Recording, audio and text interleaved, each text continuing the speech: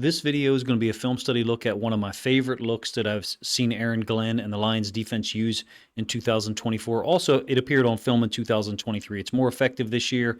I think his usage of it might be a little bit more selective. It's a change up, if you will, against 12 personnel that we saw in the Texans game in the fourth quarter when they were trailing and trying to get a stop and essentially eliminate Joe Mixon and the Houston Texans run game, which they did, holding them to only 56 yards on the ground. I think the second lowest output for the Texans this year. They had been averaging 154 yards on the ground. Why do I bring in their last four games? Why do I bring those numbers up once again? Because this is a look to take away the strong side run game. And we'll get to the film here in a moment. I do want to quote one statistic for you and an observation that I can't base in data because the data actually goes against my premise here. So this year, 2024, the Lions are 8th in the NFL in points per game allowed at 19 points per game.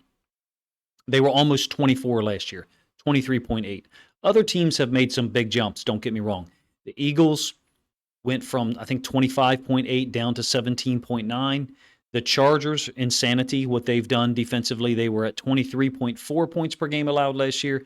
Now they're leading the NFL at 13 or 13.1. Additional to that, another team from the AFC West, that I have to mention, the Broncos are down from 24.3 to 17.7. All of those teams and four others, are ahead of the Lions in terms of points per game allowed in 2024. But I can tell you, I've seen Denver's defense play. They came to Baltimore 2 weeks ago. They are no Detroit Lions. From the standpoint of how they play, how physical they play, and athleticism, sure, they might look similar. There's something about Detroit's defense right now that is overwhelming teams at times. Yes, they were down 23-7 at the half against the Texans while Jared Goff had thrown 3 interceptions, including one on a Hail Mary that, some people think shouldn't count. I don't really understand that dynamic or that perspective. But Aaron Glenn's defense thereafter, after halftime, was damn near perfect. And part of it, I think, is at times they can get into looks to take away your run game. And that's what this video is going to focus on here. 12 personnel formations and options that Detroit uses to take away certain things when they want to. We'll show 2 plays from 2023 as well. So the situation here, this is fourth quarter. It's 23-20. The Texans are still clinging to that 3-point lead, and they get into 12 personnel with 2 tight ends on one side. I call this twin wing. And the look that the Lions are in, they've shown it before, again, dating back to 2023. One of the inside linebackers is walked up inside shade of the number 2 tight end, and then an actual defensive end with no pass coverage responsibility is head up over the outside tight end. What's that going to do? It's going to keep Jack Campbell clean and free on any run concept to that strong side. You're essentially telling the offensive coordinator and the offense, you're not going to run the ball to the tight end side here. It's very similar to a bear look, a 4-6 bear in some ways. Rex Ryan would have different names for it, depending on what the inside linebacker was doing. In this case, there's only one inside linebacker. One more look at it from the All-22, and then we're going to go kind of in reverse and talk about 12 personnel options and things that Aaron Glenn shows at different times to take away what he thinks is going to occur, what choices the offense is going to make. This is the same play, all 22 angles, so you can get an idea of only one second-level defender here. And that's Jack Campbell. He's the Mike linebacker lined up on the midline, stacked twins, and so you've got a cowboy call. Terrion Arnold and Carlton Davis III on the same side. There is no corner up here to the top side. Brian Branch is the strong safety rolled up, and they can't block him. There's no way for them to get to Brian Branch, and there's really no way for them to get to Jack Campbell either. Campbell goes backside because it's a split zone concept. Branch is totally unblocked. Reeder, McNeil all win on the play as well. So keep this look in mind as we go through this video. This is the play that I'm talking about. I have more to discuss or more to try to point out for you in terms of what I understand about it, why Aaron Glenn and Dan Campbell have those guys in there, why they have that look in the first place. To me, it's kind of an old school philosophy. Again, it harkens back to the 4-6 Bear defense that Buddy Ryan ran in Chicago. So we're going to look at 12 personnel formations. Now, this is a little different formation. It's ace, or what I call ace. One tight end on the right, one tight end on the left. Notice what the Lions are in. Essentially, an umbrella coverage with your standard 7-man front out of a 3-4 personnel grouping. Josh Paschal's got his hand in the ground, so if you wanted to call it a 4-3 with Nowaski as an inside linebacker walked up as a Sam, fine with me. In any case, look, they can stop the run again out of just their base 7-man front against 12 personnel. And they do that here. McNeil wins on the split zone concept. He's going to end up flashing to the cutback. And then also, I talked about this a little bit in the video yesterday, and also talked about this on Easy's show. I think Woodward Heavyweights is what it's called. I appeared on that show Tuesday. Really cool time. Every time I go on there is fun. This reminds me of Dan Campbell's quote in his introductory press conference that we're going to bite their kneecaps because Josh Paschal is cut. He's on the ground. Maybe he could sprawl a little bit better, but he's trying to work down the line of scrimmage, so makes the cut a little bit easier to occur or simpler for Stover to execute, and then he still makes the tackle along with McNeil. So the differential between the two plays I showed you, you got your standard too high safety look with a 7-man front on that last play that I showed you, and then the bear look on the first play, a different formation, obviously. This is ace, the same formation as the one I just showed you. It's a third quarter run by Joe Mixon, goes for 4 yards. And I like what Detroit's doing here against this ace formation when they got motion. So to the field, back that up a little bit. To the field, you've got Branch, the strong safety, rolled up to the tight end side. And when the tight end motions across, he's going to go with him. But pay attention to who makes the tackle. You're wrong arming here with Muhammad. I've already kind of covered this in another video series. You got the guard pulling and wrapping. He works up to Anzalone. They're getting to the backside inside linebacker Campbell with the tight end 87 who lined up on the offense's left. Brian Branch totally unblocked, number one. Number two, Jack Campbell playing like a savage, being able to get over the top.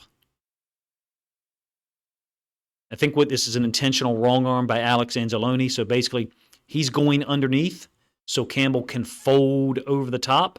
And I'll pull this back just before the snap here in a moment so you can see those guys signal to each other.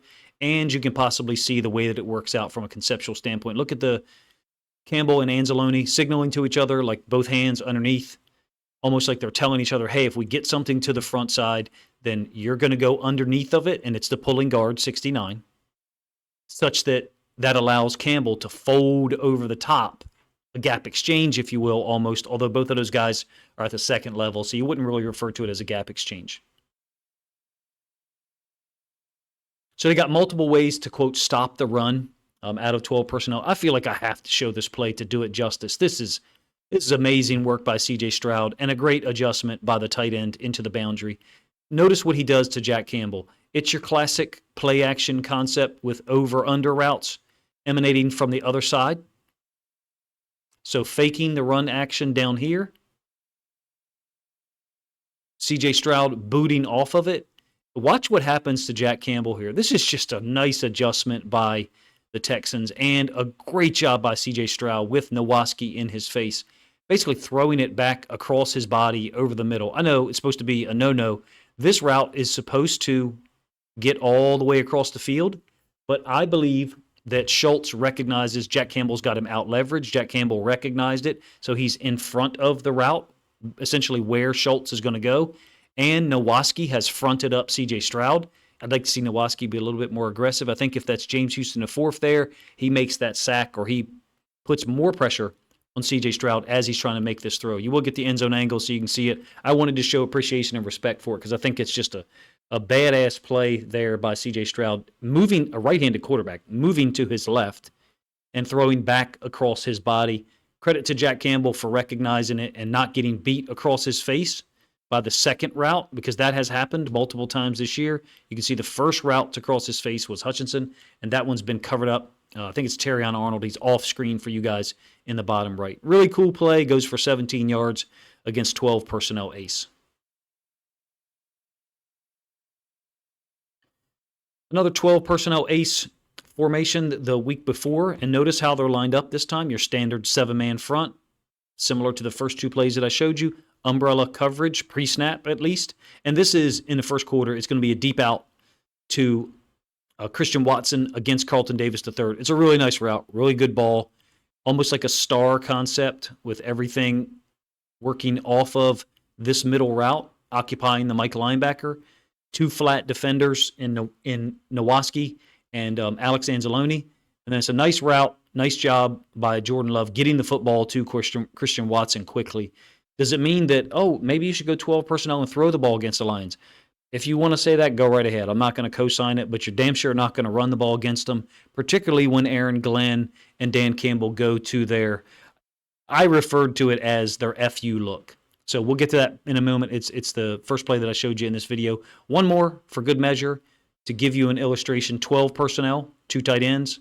In this case, against the Titans, they're in the shotgun, umbrella coverage, pre-snap with the 2 safeties and the 2 corners because you're in your base 3-4 defense. 2 tight ends and a Max Pro setup here. Nowatzki, of course, is going to get the interception. Just using this play and others to illustrate to you the look that you normally get against 12 personnel ace, and then how drastically different the look is that Aaron Glenn, or the Dan Campbell allows Aaron Glenn to use against twin wing against the Texans. 12 personnel again, slightly different formation. This tight end's on the line. This tight end is off. And so you got similar look to the third play that I showed you. Brian Branch is lined up over this tight end to this side. They don't need to motion him over on the second tight end's motion. He's already there. He skies to a half-field coverage look. Post-snap, you got a corner in the flats. Kirby Joseph looking for work on the backside. There really is no work because the one tight end motioned across. So you got 3 routes here. I call it really almost works out like snag smash. It's just slow developing from the one tight end. Jack Campbell really disrupted it by getting hands on the first route. And that's something that has to be mentioned is their willingness to play like it's 1994 or even 2004. These guys on defense for Detroit right now are playing with a lot of physicality. I explained this twice before, that I see just a tremendous difference in their willingness to make contact with people down the field versus teams like the Ravens, who essentially are allowing free releases and receivers to run everywhere.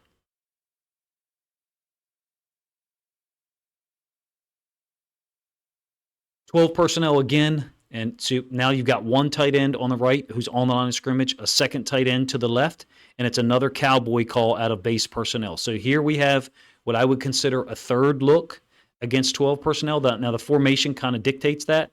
Terrion Arnold lined up to the outside receiver. Carlton Davis III lined up to the point man, the inside receiver, number 2.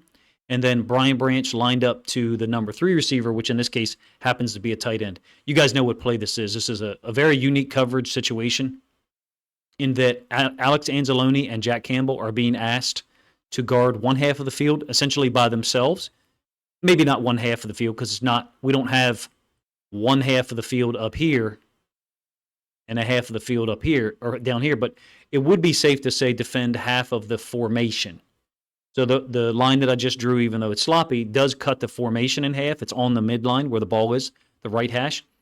There is no corner outside of Alex Anzalone and Jack Campbell to help them. You can bet your ass every time you give them this look, that's the matchup that most quarterbacks are going to go to. If they have a competent tight end lined up to that side, and the Texans certainly do. It's a tough cover. Jack Campbell, there is some separation there, and perhaps even some would say that Stover could catch this football. It's a very difficult cover from this leverage. Look at the space that's already there from a horizontal standpoint. For Stover, horizontally, Alex Anzalone is not outflanked. So here's what I mean by outflanked. Alex Anzalone's outside foot is about 1 yard outside of Joe Mixon's outside foot. That is proper leverage. Look at how far Jack Campbell's outside foot is from Stover's outside foot. He's completely out-leveraged, which is what makes this a difficult cover. Aaron Glenn has had this look in. I noticed it last year, I want to say week 9. It was after they played the Ravens, so I may have my weeks messed up. The Bucs showed this look against Ben Johnson's offense with Sam Laporta in that week 6 matchup down in Tampa Bay last season.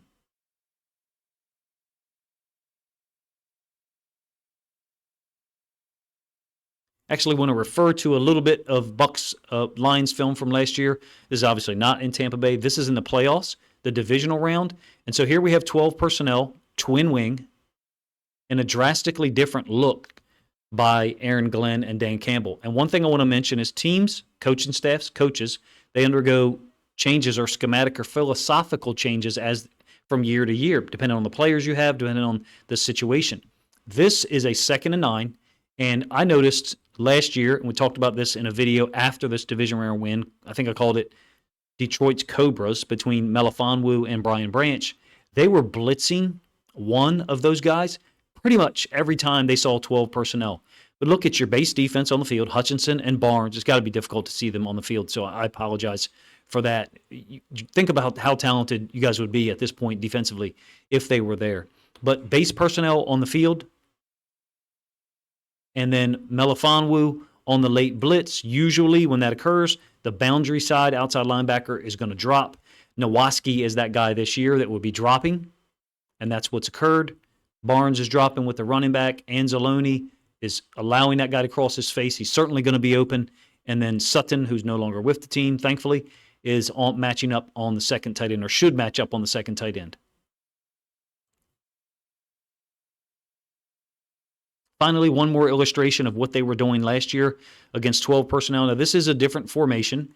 You've got 2 tight ends on the field, 1 on each side, but they're on the line of scrimmage. So somewhat different from the ace formation that's a balanced 2-by-2 set. This is 3-by-1, with Evans being the number 1 receiver, number 2 receiver right here, and then that left side tight end being the number 3 receiver. But I picked this play to show you the number of looks Aaron Glenn has in and has used against 12 personnel.